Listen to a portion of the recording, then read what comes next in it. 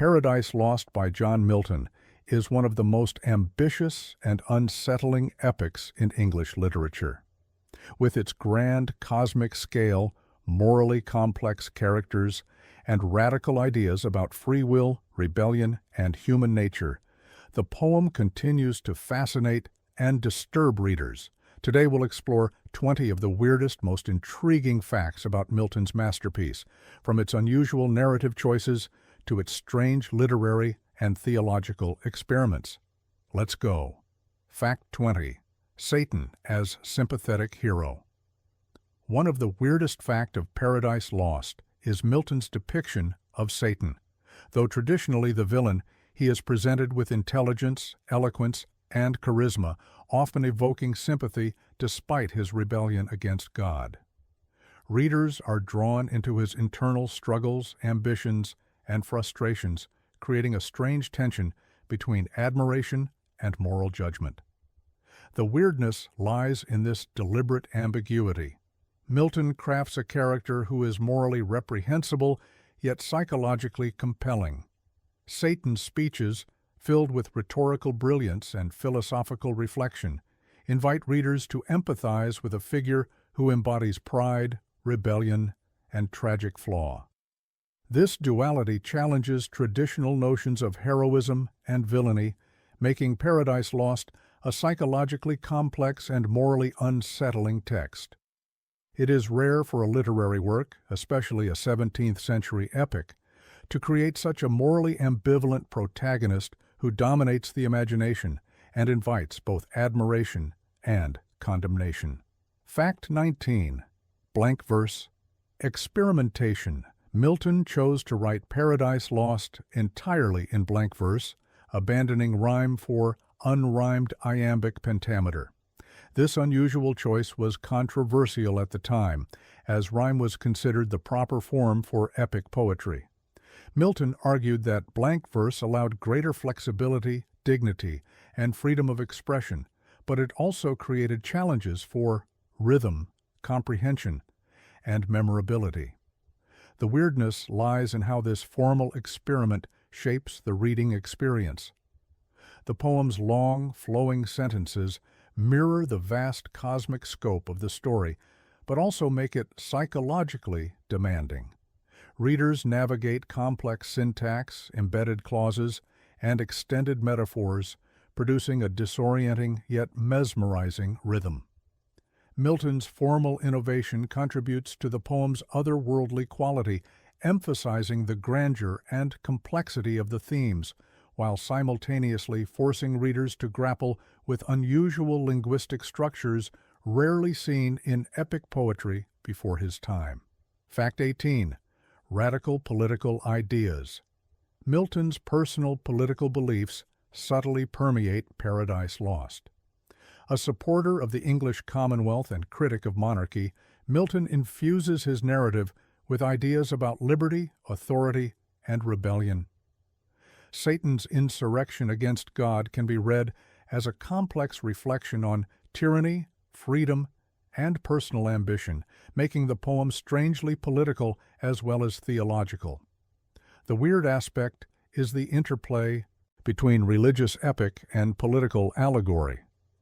Readers are confronted with the uneasy question: is Satan's rebellion morally reprehensible, or does it reflect a legitimate desire for freedom against absolute authority?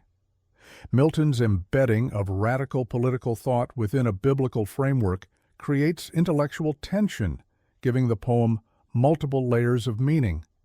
The reader experiences both the cosmic battle of good and evil and the human struggle over power, governance, and personal autonomy, making the text unusually rich and psychologically provocative for a 17th-century epic. Fact 17. Cosmic scale ambiguity. Paradise Lost operates on an immense cosmic scale, describing battles between angels, the creation of the world, and the fall of humanity. Yet Milton deliberately leaves many aspects ambiguous, such as the nature of Satan's army, the geography of heaven, and the mechanisms of divine intervention. This ambiguity is weird because it defies the conventional expectation of epic clarity. Readers are simultaneously awed and disoriented, forced to imagine vast, incomprehensible spaces and events. Milton's choice emphasizes the limits of human understanding and mirrors the psychological tension of awe, fear, and fascination with the divine. The cosmic scale and lack of resolution for certain details create a sense of both grandeur and unease, making the epic a uniquely immersive and mentally demanding experience. Fact 16. Complex female figures. Although women are not central in classical epics, Milton gives Eve a significant and psychologically complex role. Her curiosity, reasoning, and emotional depth make her a strangely ambiguous figure, both sympathetic and culpable in the fall of humanity. The weirdness lies in how Milton balances moral responsibility with emotional realism. Eve's character is intellectually and emotionally vivid, engaging readers in debates about agency, innocence, and influence. Unlike typical passive female figures in early modern literature, Eve exhibits introspection, doubt, and moral reflection. This complexity challenges traditional epic conventions and creates a subtle, unsettling tension. Readers must grapple with her humanity, her mistakes, and her enduring symbolic significance within the grand cosmic narrative. Fact 15. Inverted heroic focus. Unlike most epics, Paradise Lost places its narrative emphasis on a fallen figure rather than a traditional hero. Satan, rather than Adam or God, dominates much of the action, drawing readers into his perspective and emotional complexity.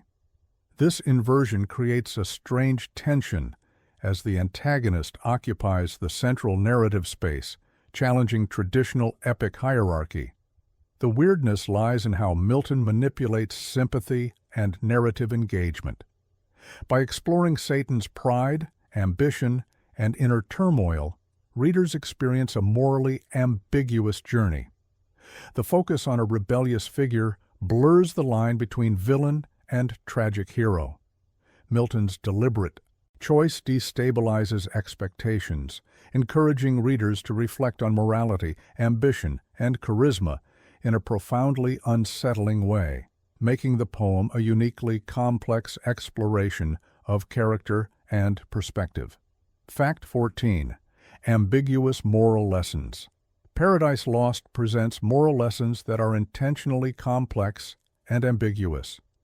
While the poem portrays obedience to God as virtuous and rebellion as sinful, it also humanizes Satan and explores the motives behind disobedience, raising unsettling questions about free will and justice. The weird aspect is that moral clarity is never fully achieved. Readers are left to grapple with conflicting ethical perspectives, making the work intellectually and emotionally demanding. This ambiguity is unusual for epic poetry, which typically offers straightforward moral instruction. Milton's choice forces readers to engage actively with ethical dilemmas, understanding that moral complexity mirrors real human experience rather than providing comfort or simple resolution. Fact 13. Dense layered language. Milton's prose is notoriously dense, filled with classical allusions, inverted syntax, and elaborate metaphors. His unusual word order and complex imagery can make passages difficult to parse, requiring careful, deliberate reading. This linguistic style is weird because it simultaneously elevates the poem and challenges the reader. The dense language mirrors the vastness of the cosmic themes and the psychological intensity of characters, creating a mental tension that draws readers into a heightened, almost disorienting experience. The effect is both awe-inspiring and unsettling, demonstrating how form and content work together to create a uniquely immersive epic. Fact 12. Satan's poetic brilliance. Milton endows Satan with extraordinary rhetorical and poetic skill, allowing him to speak with persuasive elegance and emotional depth. His speeches often blend philosophical reasoning with poetic flourish, creating a character who is compelling, articulate, and dangerous. The weirdness is that literary brilliance is associated with evil. Milton invites readers to admire Satan's intellect while recognizing his moral corruption. This duality generates cognitive dissonance, producing fascination and discomfort simultaneously. It is unusual in epic literature to craft a morally reprehensible figure whose linguistic and intellectual mastery dominates the narrative, creating one of the most psychologically complex villains in literary history. Fact 11. Time-bending narrative paradise. Lost manipulates time in unconventional ways. Milton shifts between pre-creation, the fall of Lucifer, and the temptation of Adam and Eve, blending chronological sequences with reflective digressions. The weird factor is that temporal disorientation mirrors the epic's thematic complexity. Readers experience simultaneity, past, present, and cosmic scale intertwine, producing an almost dreamlike sense of scope. This narrative structure challenges conventional storytelling, requiring mental engagement to follow cause, effect, and philosophical reflection simultaneously. The manipulation of time creates a unique cognitive experience, heightening the poem's otherworldly and unsettling quality. Fact 10. Blurring divine perspective. Milton occasionally allows glimpses into divine reasoning, yet these moments are indirect and filtered through poetic language. God's omniscience and omnipotence are asserted, but the poem often leaves his motives mysterious or open to interpretation. The weirdness is the tension between omnipotence and human-like emotion. Milton presents God's plan as perfect, yet allows ambiguity in moral and psychological terms. Readers are left pondering the limits of understanding divine action, experiencing both awe and uncertainty. This subtle ambiguity creates a strange, intellectually challenging atmosphere, emphasizing that even within a supposedly perfect cosmic order, perception and interpretation remain complex and unsettling. Fact 9. Hell's detailed geography. Milton invests considerable attention in depicting hell, imagining a vast, fiery, chaotic realm with its own geography, hierarchy, and torment. The description is both imaginative and terrifying, blending myth, classical references, and symbolic meaning. The weirdness lies in the specificity applied to a non-physical realm. Hell is depicted almost like a real place, complete with mountains, lakes, and architectural structures. This detailed visualization of suffering and chaos creates a psychologically intense experience, blending theological allegory with imaginative world-building, producing a strange combination of horror, fascination, and philosophical reflection. Fact 8. Eve's intellectual depth. Eve is portrayed as intellectually curious, emotionally expressive, and morally reflective. Milton gives her reasoning skills, personal agency, and the capacity for doubt, qualities that make her psychologically complex. The weird aspect is that she challenges gender expectations of the 17th century. Rather than being purely passive, she engages in debate, reflection, and decision-making, highlighting themes of responsibility, autonomy, and moral complexity. This unusual depth allows readers to explore the interplay of knowledge, temptation, and choice, making Eve a strangely modern and intellectually provocative character within a classical epic framework. Fact 7. Blending classical mythology. Milton incorporates classical mythology alongside biblical narrative, invoking figures such as the Titans, chaos, and allegorical personifications. This unusual fusion creates a hybrid mythos, blending Judeo-Christian theology with Greco-Roman storytelling. The weird factor is how seamlessly these traditions coexist. Readers encounter a poem that is simultaneously biblical, philosophical, and mythological. Milton's blending of traditions produces an epic that defies simple categorization, offering rich layers of symbolic meaning and imaginative complexity that challenge conventional narrative boundaries and create a profoundly unusual literary experience. Fact 6. Philosophical digressions. Throughout the poem, Milton interjects long philosophical digressions about free will, fate, knowledge, and morality.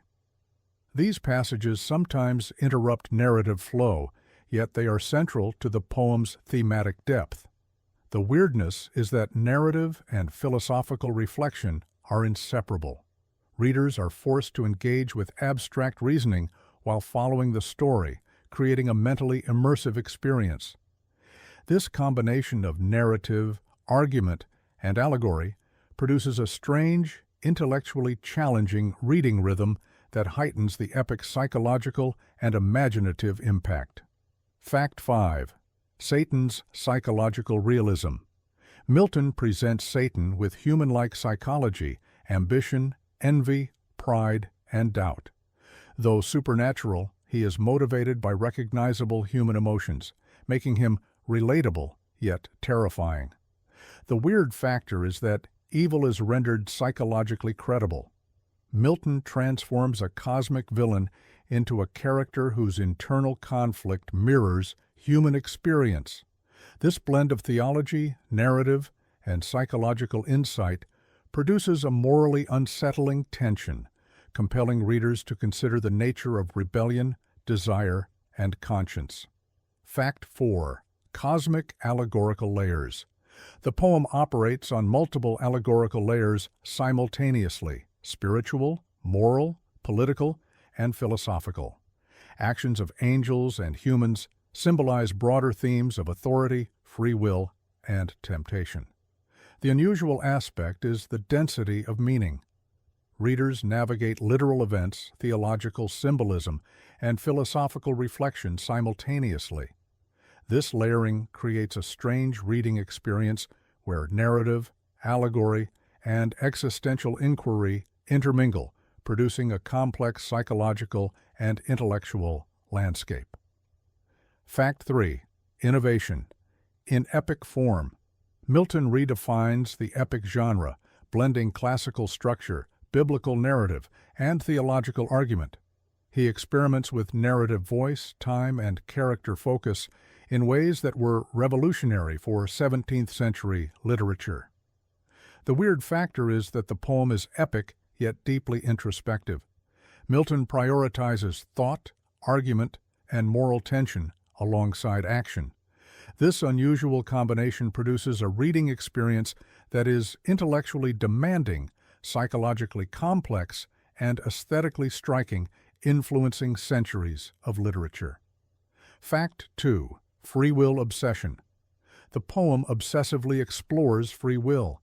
Characters act, rebel, and choose within a divinely preordained universe, creating tension between autonomy and cosmic order. The weirdness lies in the philosophical paradox. Readers are confronted with the unsettling question: how can humans exercise genuine freedom if destiny is absolute? Milton presents this tension vividly, making the exploration of free will both intellectually provocative and morally disorienting, a central source of the poem's psychological power. Fact 1. Humanity reflected eternally. At its core, Paradise Lost reflects humanity's eternal struggles: pride, temptation, ambition, and moral responsibility. Adam and Eve's fall and Satan's rebellion become mirrors of human psychological and ethical experience. The weird factor is that cosmic events are rendered deeply personal. Milton transforms grand theological and cosmological conflict into intimate reflection on human nature. Readers encounter an epic where the universe itself resonates with the inner life of consciousness, creating a profoundly unsettling yet intellectually illuminating experience.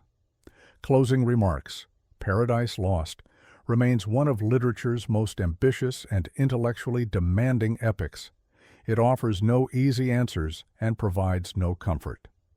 The poem forces readers to confront difficult truths about rebellion, free will, and human nature. Whether you find it inspiring or unsettling, Milton's refusal to simplify his vision stands as a remarkable achievement in English literature. It is a work that demands something from its readers, not mere entertainment, but deep engagement with some of the most profound questions about morality, choice, and cosmic order. If you've watched this entire video, you've explored 20 of the weirdest and most fascinating aspects of this literary masterpiece. Thank you for watching.